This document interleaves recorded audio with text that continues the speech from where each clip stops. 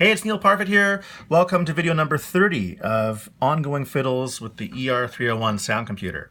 This is a continuation of video 29, talking about sequential switches. And in this case, I'm using Joe's version 2 of the switches, which means you can CV address in any order you want when accessing these switches.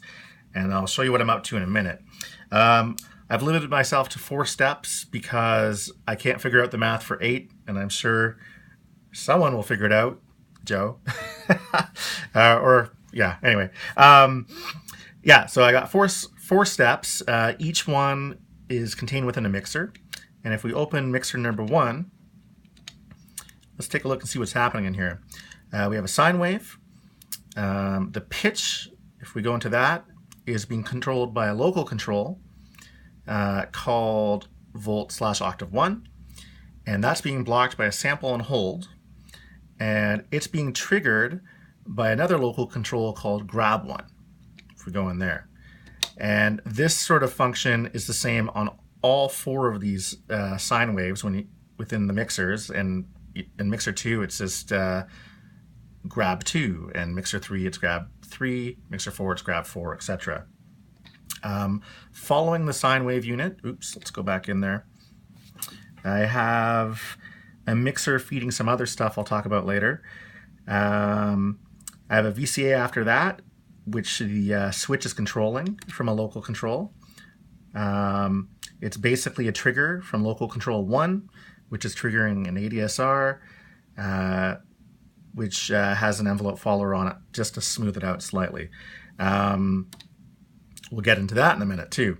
Basically, lots of local controls here, and then another VCA here controlled from another local control called on1, and there's an envelope follower on that just to prevent any clicks in the VCA. And this same functionality is the same on those other 3 mixers. So mixer 2, this would have on 2, mixer 3, on 3, and so on. So there's basically duplicates of all of these for each of the steps. So, backing out to our mixer area again, and this is the first level within this custom unit. After these mixers, volume VCA, which is controlled by the modulation wheel on the Waldorf, which is basically the entire patch's volume. And let me just go back in. And after that, I have it feeding a clock delay. So if I pull back on the volume, the delay will still sort of ring out a little bit, and then I can feed it signal again just to sort of ride the wave of signal. And then I have another VCA here being controlled by a local controller called cut. And basically that's just an on-off toggle, and it's basically like pressing mute on your recording mixer or console or whatever. Let's back out a step. So we're outside of the unit. And take a look at all my custom controls. So we'll skip those ones. I have a wet-dry balance for the delay. Let's just go over here. Here's my sequential switches. Here's actually my switches 1 to 4. And the direction of that is actually based on a saw wave going in a forwards direction. And here's those 4 grab buttons. So basically, if I want to grab pitch CV for oscillator 1, I can just tap grab and it will grab the pitch. If I hit 2, it will grab the pitch for oscillator 2, and the same thing for 3 and 4. And then here's 4 on-off controls for each one of those oscillators, which is basically opening and closing those VCAs. And then I have release time control for each one of those ADSRs for steps 1 to 4. And then here's my volt control. I have a clock thingy happening here. And this step fader here is actually where I have my different waveforms to control how those switches are triggered. So here's a saw wave.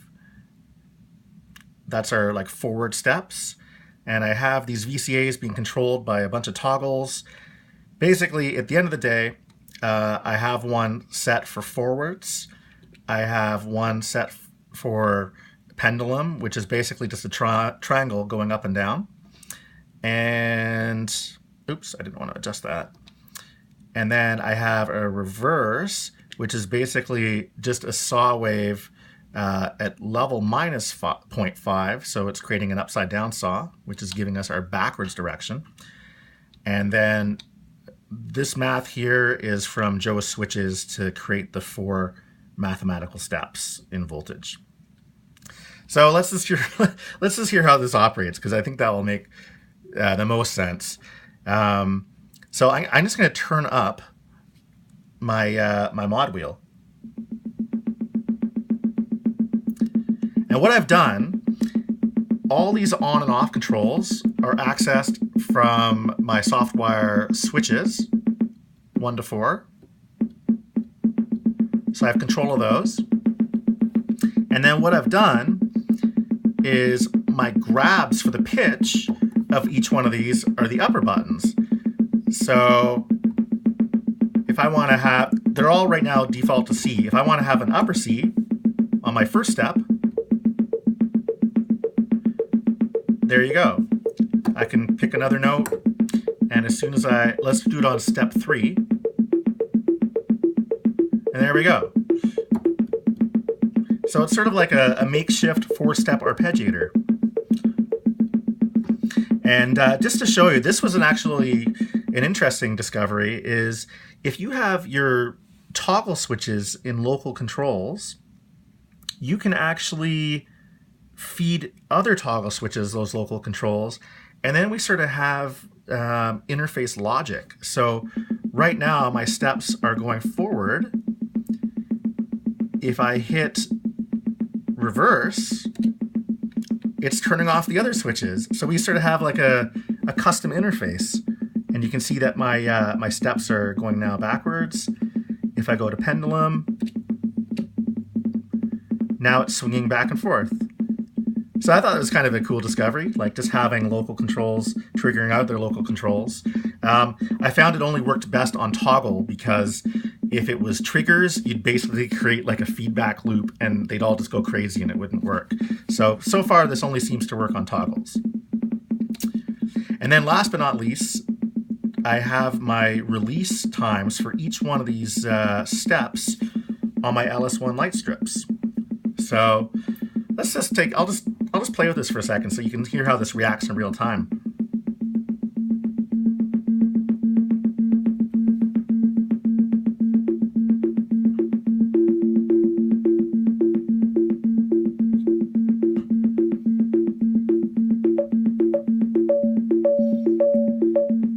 And my wet-dry balance for the delay is on this joystick.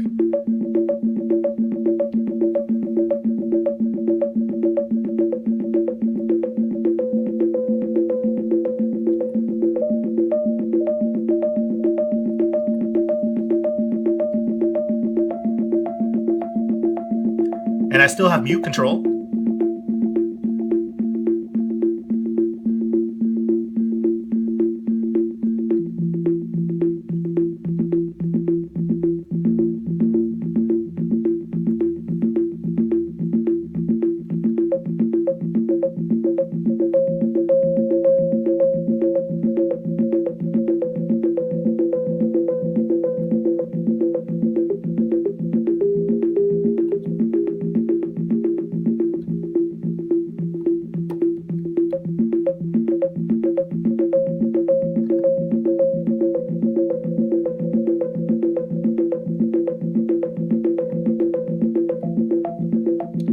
And you can still see my steps going back and forth here.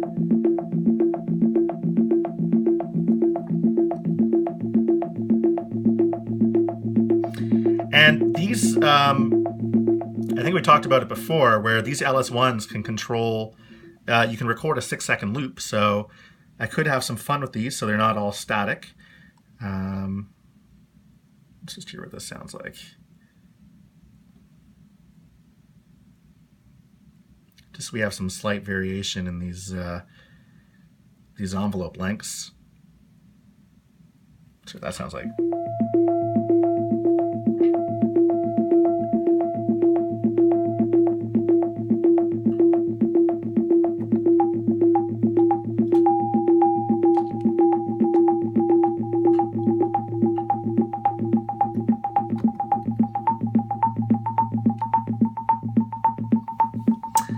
Um, yeah.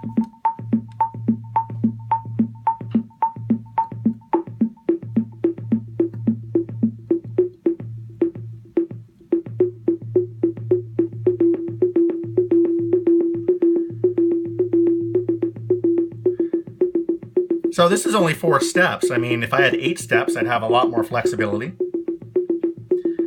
I can change direction. I can't figure out the timing for the back and forth because it's based on a triangle wave, so it almost sounds like it's galloping. But it actually has a cool effect, though.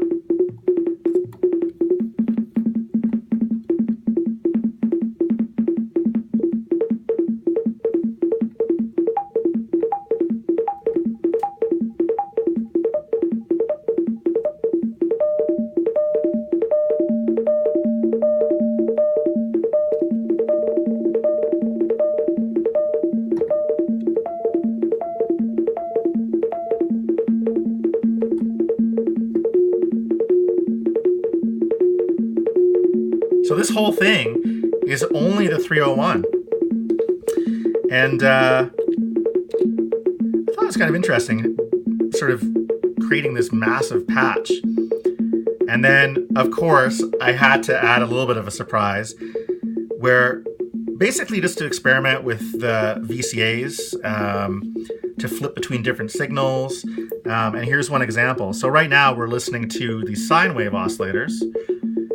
But if I hit this grain toggle, it's flipping the VCAs with some nested mixers to let us hear some grain players. So, and I've recorded my voice already, but I have it set so you can record in on the fly some audio, and then each one of those steps is a different grain player pitching that audio.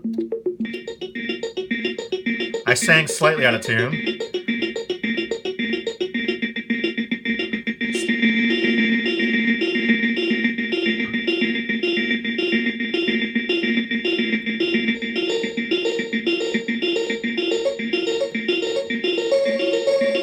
And this is just a static location within the grain. But I have this toggle called random. That will just trickle that start position of the grain in just a random manner. So get some weird stuff happening.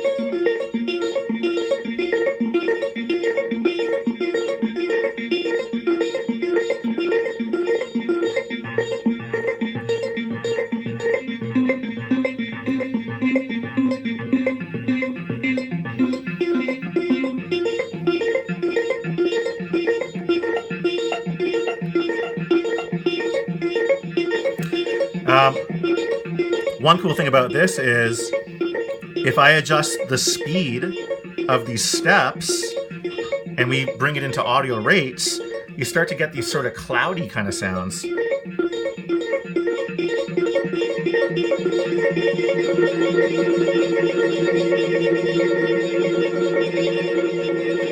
If I turn off the randomness of the grains, it's a little bit more static. If we up the release times,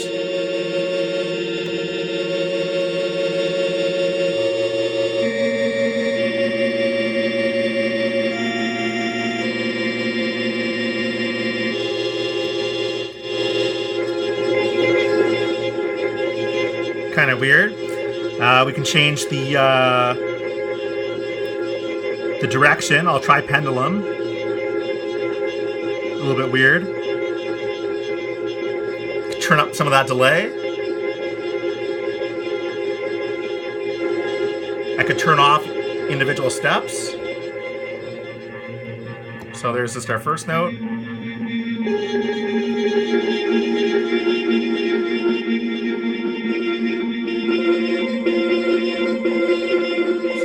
So there's some bizarre sort of effects happening.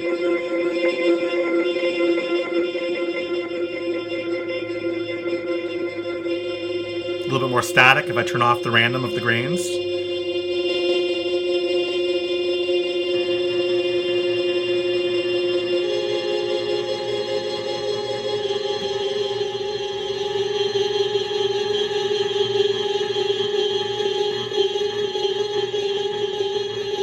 but a weird effect.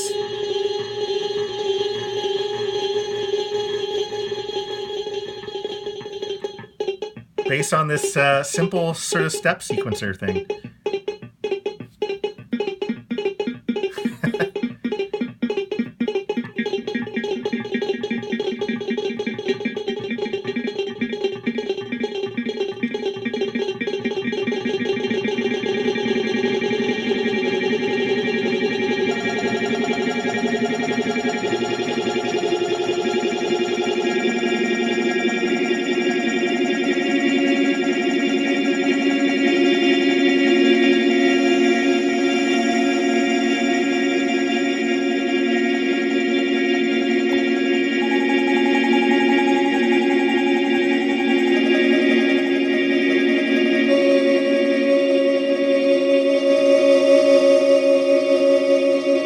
Or I can flip out of my grains, and we're back in our sine wave units. And this sound could be anything. It could be any other oscillator. It could be external audio, whatever you want.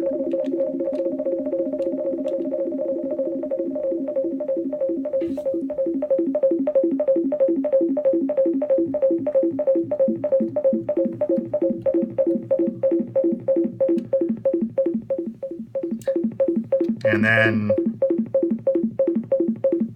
if I cut this, that's our mute for the patch. So yeah, just some more ideas of how you can play with custom units and create some pretty complex sounds from all within here. And it gets even more crazy if I record into the looper and that grains is updating in real time, but then it just gets kind of bananas. So I leave it to you to experiment. All right, hopefully that was somewhat coherent. I've had one of those long days again where I can't quite tell if I'm stringing sentences together properly. But have a good one. Cheers. Bye.